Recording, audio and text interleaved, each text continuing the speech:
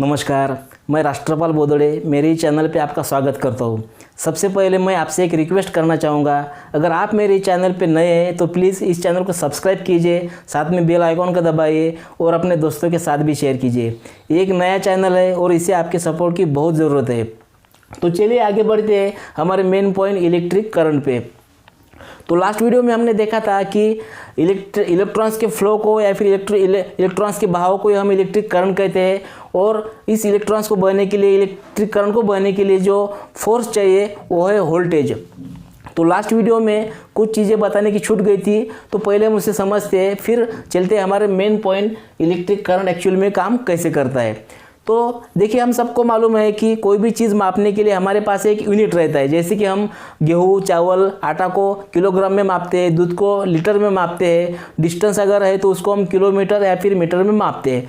वैसे ही हमारे पास electric current को भी मापने के लिए एक यूनिट है और वो है एम्पियर।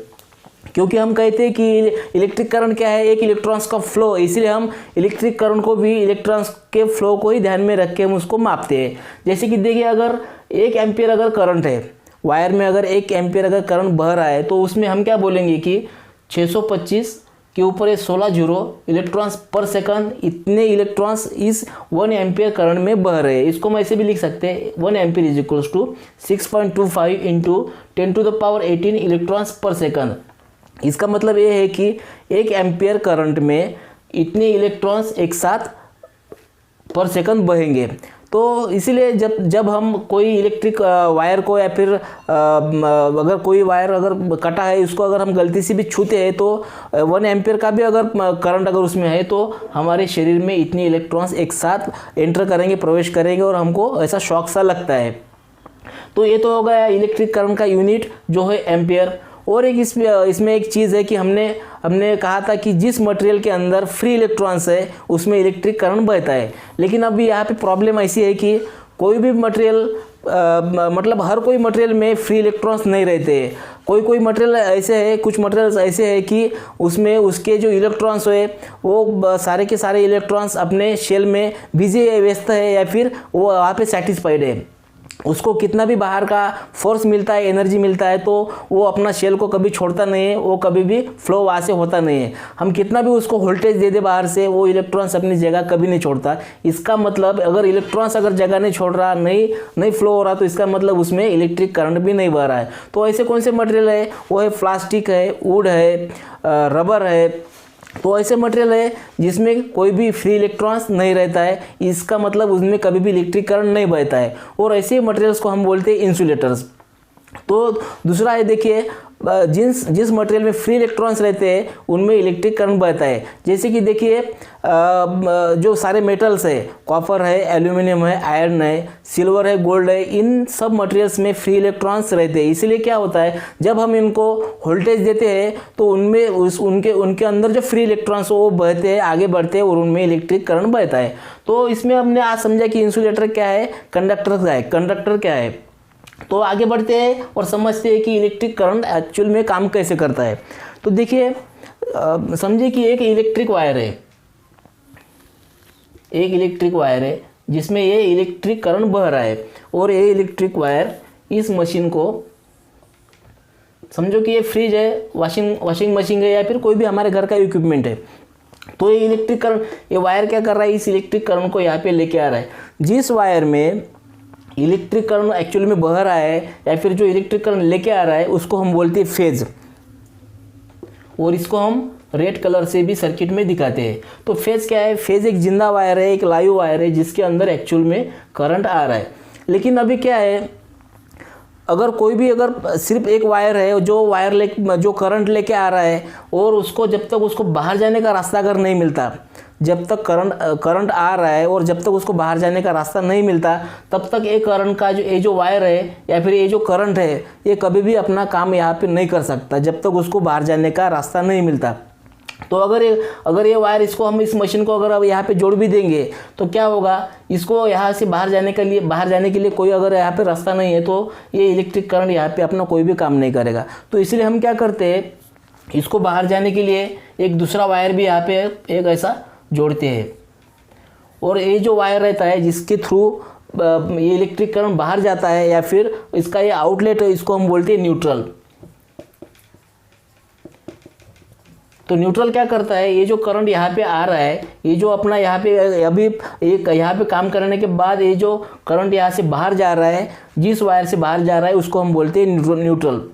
अभी क्या होगा देखिए, ये फेज यहाँ पे आया, इसने अपना यहाँ पे काम किया, इस मशीन को चालू किया, फिर इस इक्विपमेंट को चालू किया और काम होने के बाद ये क्या करता है, ये इलेक्ट्रिक करंट यहाँ से बाहर जाता है। तो अभी हमने यहाँ पे क्या समझा कि फेज को अगर काम करना है, इलेक्ट्रिक करंट को अगर काम करना है तो हमारे पास एक न्यूट्रल का भी होना बहुत ज़रूरी है। अगर न्यूट्रल अगर नहीं रहेगा तो इस करंट कोई काम का नहीं है, मतलब एक जो फेज है ये कुछ भी काम का नहीं है।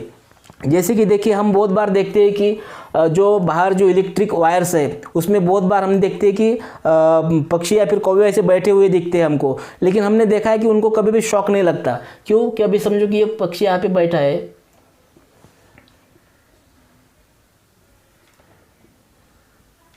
अभी समझो कि यहाँ पे ये बैठा है, तो ये इस फेज पे बैठा है, इस फेज पे बैठा है, लेकिन इसको कभी भी शॉक नहीं लगा। क्यों?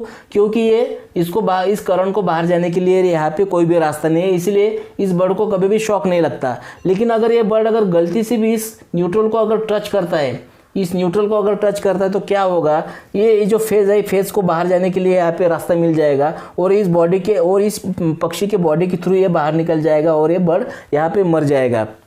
तो हमने यहाँ पे क्या देखा कि फेज क्या है, ये इलेक्ट्रिक करंट को यहाँ पे लेके आता है और इस मशीन को चालू करके या फिर मशीन पे काम करके इस न्यूट्रल के थ्रू बाहर जाएगा। लेकिन इसको फेज को काम करने के लिए यहाँ पे न्यूट्रल होना बहुत ज़रूरी है। न्यूट्रल को हम ब्लू, ब्लैक या फिर येलो कलर को यहाँ पे सर्किट में, इलेक्ट्रिक सर्किट में यहाँ पे हम दर्शाते हैं। अभी इसमें एक टर्म बहुत बार सुनते हैं कि अर्थिंग। तो अभी अर्थिंग क्या है, अर्थिंग को भी हम यहाँ पे जोड़ते हैं। अर्थिंग किस लिए ज़रूरी है कि अभी समझो कि ये फेज इस मशीन पे आ गया, इस करंट पे आ गया, लेकिन अगर गलती से भी अगर इस फेज और इस न्यूट्रल के बीच में अगर कोई लीकेज है या फिर कोई यहाँ पे कुछ कटा हुआ वायर है, तो क्या होगा, ये जो फेज का जो करंट है इस मशीन के अंदर पूरा का पूरा चला जाएगा। अगर गलती से भी हम फिर इस मशीन को अगर इस छुएंगे तो क्या होगा, ये करंट हमारे बॉडी में आ जाएगा और पैरों तले ज़मीन में चला जाएगा। तो यही रोकने के लिए क्या करते हैं कि इसको एक अर्थिंग का भी वायर देते हैं। तो अर्थिंग क्या करता है, अगर यहाँ पे कोई अगर लीकेज है तो वो लीकेज को, इस करंट को इस मशीन में फैलने से रोकता है और ये सीधा इसको क्या करता है, इस ज़मीन के अंदर डाल देता है। तो अर्थिंग क्या चीज़ है, अर्थिंग ये सेफ्टी के लिए रहता है। अगर यहाँ पे कोई लीकेज है, अगर लीकेज है तो इस लीकेज को, इस करंट को वो क्या करता है, अपने अंदर लेता है और ज़मीन में वो डाल देता है। तो हमने बहुत बार देखा है कि अगर 3 पिन का ऐसा सॉकेट है तो इसमें एक बड़ा होल रहता है, इसमें 2 छोटे होल रहते हैं। तो ये जो ऊपर वाला जो होल रहता है वो रहता है अर्थिंग का, और एक रहता है न्यूट्रल और एक रहता है ये फेज का।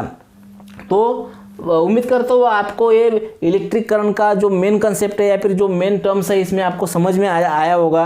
अगर कुछ समझ में नहीं आया तो आप मुझे कमेंट बॉक्स में लिख सकते हैं, तो मैं इसको और ज़रा अच्छे तरीके से आपके सामने रखने की कोशिश करूँगा। तो अगले वीडियो में मिलते हैं कोई नए कंसेप्ट के साथ, कोई नए सवाल के साथ। तब तक थैंक यू।